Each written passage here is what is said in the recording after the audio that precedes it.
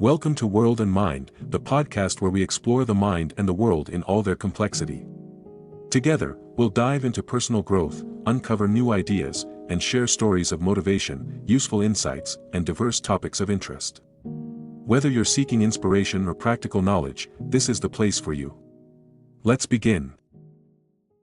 Ever find yourself hitting that refresh button, like obsessively, waiting for an online order? Oh, yeah. Or maybe caving and peeking at the last page of a thriller? I've been there. It's like we're wired for instant gratification these days. Totally. And you're not alone. That I need it now feeling. It's everywhere. And that's what we're diving into today with this article on patience you sent us. Perfect timing. Because, let's face it, instant gratification is everywhere, and resisting it. It's tough. So this article digs into why that is. And more importantly, I think, how to cultivate patience. In a world obsessed with speed. Exactly. It's a fascinating look at, something we all kind of struggle with. Totally. One thing the article mentions is this thing called present bias. Present bias. Yeah, so it basically means our brains are kind of hardwired. Hardwired to what? To prioritize those immediate rewards. Even if waiting, right, would lead to something way better down the line. Okay, so that buy now button being so tempting. Oh, yeah. There's actually a scientific reason for it. Absolutely. It triggers this rush of dopamine, that feel-good chemical. Okay, yeah. And don't get me wrong, a little dopamine, good stuff. Right. But here's the thing. When we're constantly chasing that instant high, What happens? you can actually backfire. Backfire, how so? Well, think about it this way. When we give in to impatience too often, our bodies, they kind of freak out a little. Yeah. Freak out, like full-on panic attack. Not quite a panic attack, but our bodies release cortisol, Yeah. the stress hormone. Yeah. And if you're constantly flooded with cortisol, well, that's when it starts to impact you. Our health? Exactly. Your well-being, everything. Wow, so it's like a sneaky stress bomb. Kind of, yeah. I never thought of it like that before. So you're saying it's not just about being like a good person, a patient person. It's bigger than that. It actually impacts us. Your health, your well-being, for sure. Wow. And that's where the article gets really interesting. Okay.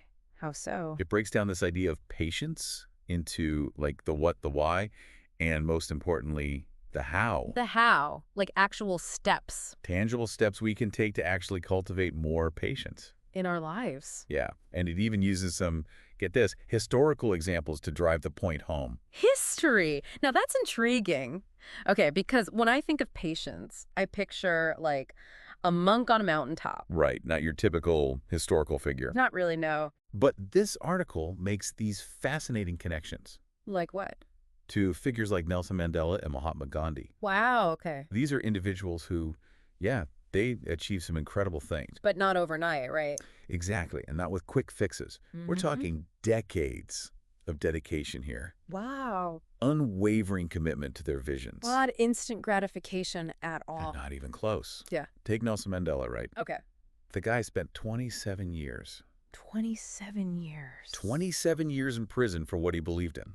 It's almost unimaginable. Incredible. I can barely fathom that. 27 years. 27 years. It's hard to even wrap my head around that. It's like, what did he even hold on to during all that time? Right. Like, how do you even begin to process that? Exactly. But that's what's so powerful about his story, What's that? Mandela himself talked about this. He said he practiced something called, get this, self-mastery. Self-mastery in prison. Yeah, while he was in prison. And it was about, like, really controlling your thoughts, your emotions even. I can barely control my emotions when someone cuts me off in traffic. Right. But this is about choosing hope over despair. Even when, When things seem impossible. Exactly. It's like, that's a powerful example of how patience isn't just this passive thing, What do you mean? It's not about just sitting back and waiting for things to happen to you. Oh, okay. It's an active choice. You make every day. Every single day. Wow. Okay, so we have Mandela embodying this incredible resilience, and then there's Gandhi Right, Gandhi. leading India's independence movement. For decades. Decades. That takes some serious patience. Oh, absolutely. Yeah. Especially when you're talking about going up against, a massive force. So how did he do it? Well, Gandhi's approach was fascinating. Yeah. He believed in this idea of satyagraha. Satyagraha. What's that? It means like truth force or soul force. Okay. And it was all about resisting injustice, but through nonviolent civil disobedience. So no matter what, no violence. Right. Even when they were met with, aggression. Wow. His patience wasn't about just standing by. It was about actively taking peaceful action. But over time, Over years and years, yeah. it's like he understood that real change. It rarely happens overnight. It makes you think about all the things we want instantly these days. Right. Okay, these are some incredible people, seriously inspiring figures. For sure. But I have to be honest. What's that? They also make me feel a little, inadequate. I get it. Like most of us, we're just trying to get through the workday. Without getting sucked into, the black hole of social media. Exactly. So how do we bridge that gap? Right. How do we take these huge examples of patience From Mandela, Gandhi. and make them relevant to our daily struggles? You're talking about, actually waiting for the microwave to finish. Yes, exactly. That's a great question. And honestly, it can feel like a big leap. It does. But that's what I like about this article. It doesn't just leave us hanging with these, big historical figures. It gives us something concrete. Yeah.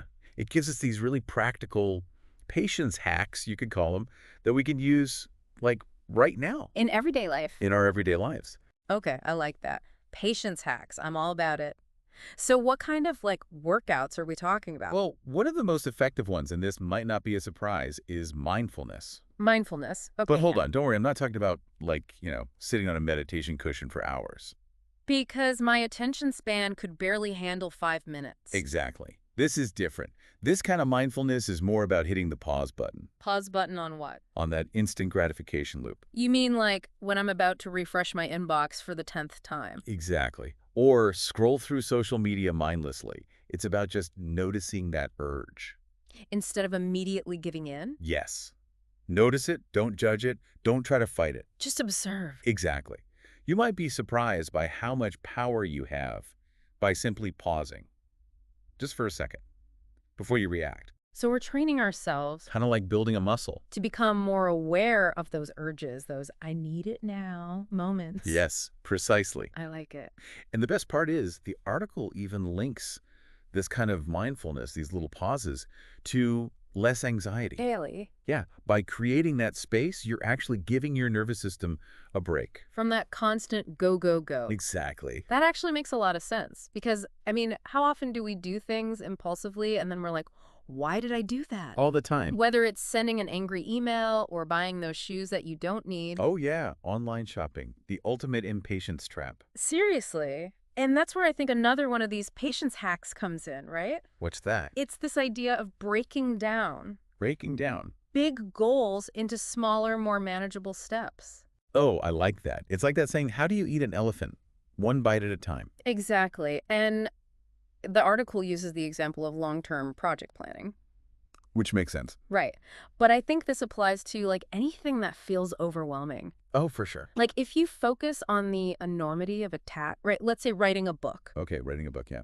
it's easy to just feel stuck Oh, totally. by the sheer scale of it. Intimidating. But if you break it down, Into smaller steps. write a page a day or outline a chapter this week. Suddenly, it's manageable. Exactly.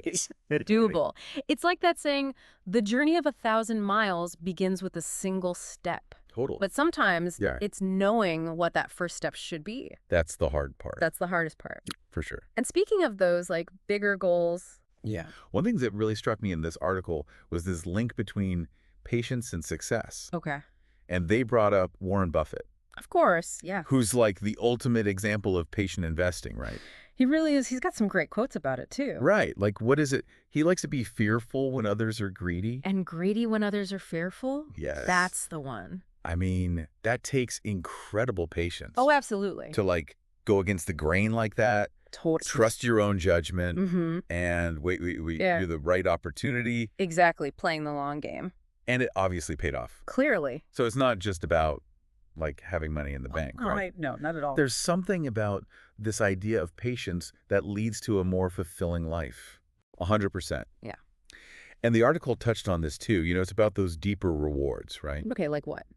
Stronger relationships, making thoughtful decisions, really feeling in control of your life. Which, let's be real, those things, And they take time. they take time. They do. You can't rush a good relationship Exactly. Imagine rushing through a conversation, because you're just waiting to talk. just waiting to make your point. Yeah. that doesn't lead to any connection. No, Yeah. but really listening, giving the other person space to talk. That's where you get that. That's where the good stuff happens. that deeper understanding. And that takes patience, for sure. It does. It's like we're delaying gratification, but not in a way that feels like restrictive. Right. Like we're depriving ourselves. It's more like choosing to invest, you know. Invest your energy in things that really matter to you, even if they don't give you that, like, instant hit of satisfaction. It's about playing the long game, but in all areas of our lives. I love that, the long game. And that brings us back to this idea of the patience muscle we were talking about. Oh, yeah. Got to train it. We got to work it out. Because the more we use it, the stronger it gets. It's true. It's like anything else. So, to wrap up our deep dive on patience, I'm ready? the key takeaway here is this. Patience is a skill. It really is. It's not something you're born with. It's not like, you know, you have it or you don't. Exactly. It can be learned. It can be strengthened. Like any other skill. Through practice. Practice, practice, practice. And I love that because it gives me hope. Me too. Because if it's a skill, Yeah. that means we can all work on it. We could all get better at it. Absolutely. Just like, you know, learning an instrument. Or a language. It takes is. time. It takes effort. Effort, consistency. And you celebrate the small victories along the way. Exactly. You got to enjoy the process. This has been fantastic, but before we go, Yes. I want to leave our listeners with a little something to ponder. Like it. A little food for thought. So, we covered a lot today, from the science behind it all to those inspiring figures like Mandela, Gandhi, and those practical tips, those patience hacks we can all use. Those are cute. But I think the most important question to ask yourself is this. What's worth being patient for in your own life? That's a good one. What sweetest fruit are you willing to wait for? I like that. And what is one small act of patience that you can practice today Just one thing. to move you a little bit closer to that goal? Awesome. Think about it. Until next time. We'll see you next time. Thank you for listening to World and Mind.